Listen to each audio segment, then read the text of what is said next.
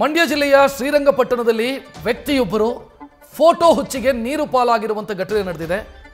ಮಹೇಶ್ ಅನ್ನುವಂತ ವ್ಯಕ್ತಿ ಫೋಟೋ ತೆಗೆಸಿಕೊಳ್ಳೋದಕ್ಕೆ ಹೋದಾಗ ಕಾವೇರಿ ನದಿಗೆ ಬಿದ್ದಿದ್ದಾರೆ, ಕೊಚ್ಚಿ ಹೋಗಿದ್ದಾರೆ ಮಹೇಶ್. ಮಂಡ್ಯದ ಶ್ರೀರಂಗಪಟ್ಟಣದಲ್ಲಿ ನಡೆದಿರುವಂತ ಘಟನೆ ಇದು.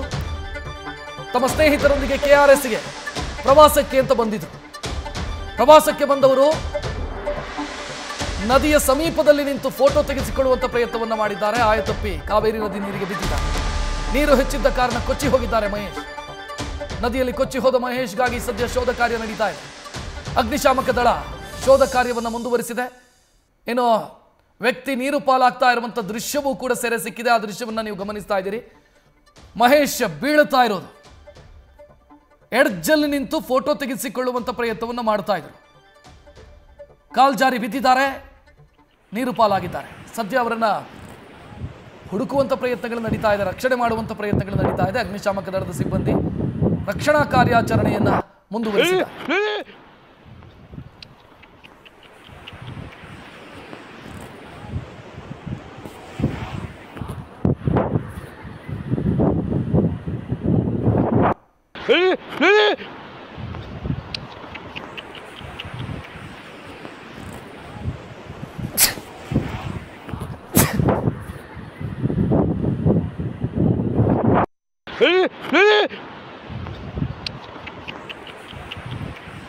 ಹೆಚ್ಚಿನ ಡೀಟೇಲ್ ನೀಡೋದಕ್ಕೆ ನಮ್ಮ ಪ್ರತಿನಿಧಿ ನಂದೀಶ್ ಫೋನ್ ಸಂಪರ್ಕದಲ್ಲಿ.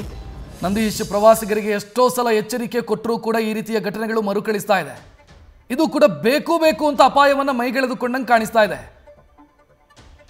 ಖಂಡಿತ ರಕ್ಷತ್, ಕಾವೇರಿ ನದಿ ದಡದಲ್ಲಿ ನಿಂತು ಅಂದ್ರೆ ಫೋಟೋ ತೆಗೆಸ್ಕೊಳ್ಳೋದಕ್ಕಾಗಿ ಸ್ನೇಹಿತನಿಗೆ ಮೊಬೈಲ್ ಅನ್ನ ಕೊಟ್ಟು ನದಿ ದಡದಲ್ಲಿ ನಿಂತಿರ್ತಾರೆ. ಆ ಸಂದರ್ಭದಲ್ಲಿ ಆಯ ತಪ್ಪಿ ಬಿದ್ದು ವ್ಯಕ್ತಿಯೋರ್ವ ನದಿಯಲ್ಲಿ ಕೊಚ್ಚಿ ಹೋಗಿರುವಂತಹ ಘಟನೆ ಮಂಡ್ಯ ಜಿಲ್ಲೆ ಶ್ರೀರಂಗಪಟ್ಟಣ ತಾಲೂಕಿನ ಸರ್ವಧರ್ಮ ಆಶ್ರಮದ ಆವರಣದಲ್ಲಿ ನಡೆದಿರುವಂತದ್ದು. ಅಂದ್ರೆ ಆ ಒಂದು ಆಶ್ರಮ ಕಾವೇರಿ ನದಿ ದಡದಲ್ಲೇ ಇರುವಂತದ್ದು. ಆ ನಿಟ್ಟಿನಲ್ಲಿ ಬಹಳಷ್ಟು ಪ್ರವಾಸಿಗರು ಆ ಒಂದು ಆಶ್ರಮಕ್ಕೂ ಕೂಡ ಭೇಟಿಯನ್ನ ಕೊಡ್ತಾರೆ. ನೆನ್ನೆಯೂ ಕೂಡ ಮೈಸೂರು ಮೂಲದ ಮಹೇಶ್ ಎಂಬಾತ ತಮ್ಮ ಸ್ನೇಹಿತರೊಂದಿಗೆ ಏನು ಶ್ರೀರಂಗಪಟ್ಟಣದ KRS ಡ್ಯಾಮ್ ಬಳಿ ಬಂದಿರ್ತಾರೆ. ಅಲ್ಲೆಲ್ಲವೂ ಕೂಡ ಸುತ್ತಾಡಿ ಬಳಿಕ ಸರ್ವಧರ್ಮ ಆಶ್ರಮಕ್ಕೂ ಕೂಡ ಭೇಟಿಯನ್ನ ಕೊಟ್ಟಿರ್ತಾರೆ. ಸರ್ವಧರ್ಮ ಆಶ್ರಮದಲ್ಲಿ ಒಂದಷ್ಟು ಕಾಲ ಸುತ್ತಾಡಿ ಬಳಿಕ ಅವರು ಫೋಟೋವನ್ನ ಕ್ಲಿಕ್ಕಿಸಿಕೊಳ್ಳೋದಕ್ಕಾಗಿ ನದಿ ದಡದಲ್ಲಿ ಇದ್ದಂತಹ ಮೇಲ್ಭಾಗದಲ್ಲೇ ನಿಂತಿರ್ತಾರೆ. ಆದ್ರೆ ಆ ಸಂದರ್ಭದಲ್ಲಿ ಆಯ ತಪ್ಪಿ ಹಿಂಭಾಗಕ್ಕೆ ಬಿದ್ದಿರುವಂತದ್ದು, ಅಂದ್ರೆ ನದಿಗೆ ಬಿದ್ದಂತ ಸಂದರ್ಭದಲ್ಲಿ ಆತ ಕೊಚ್ಚಿ ಹೋಗಿರುವಂತದ್ದು. ಆ ಒಂದು ದೃಶ್ಯವೂ ಕೂಡ ತನ್ನ ಸ್ನೇಹಿತ ಏನು ಮೊಬೈಲ್ ಅಲ್ಲಿ ಫೋಟೋವನ್ನ ಕ್ಲಿಕ್ಕಿಸೋದಕ್ಕೆ ಕೊಟ್ಟಿದ್ದ ಆ ಒಂದು ಮೊಬೈಲ್ ನಲ್ಲೇ ಸೆರೆ ಆಗಿರುವಂತದ್ದು.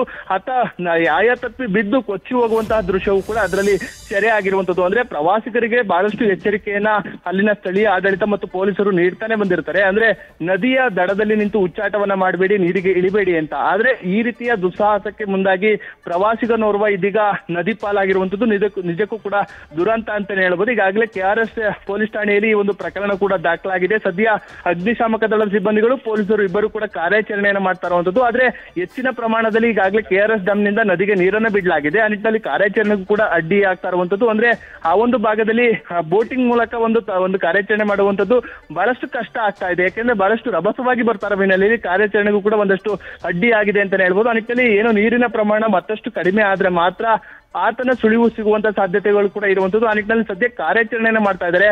ಆತನ ಪತ್ತೆ ಆಗುತ್ತೆ ಎಂಬುದನ್ನ ಕಾದ್ ನೋಡ್ಬೇಕಾಗಿರುವಂತದ್ದು. ರಕ್ಷತ್, ಥ್ಯಾಂಕ್ ಯು ನಂದೀಶ್ ಮಾಹಿತಿಗೆ. ನ್ಯೂಸ್ ಫಸ್ಟ್, ನಿರ್ಭೀತಿಯಿಂದ ನಿಮ್ಮ ಪರವಾಗಿ.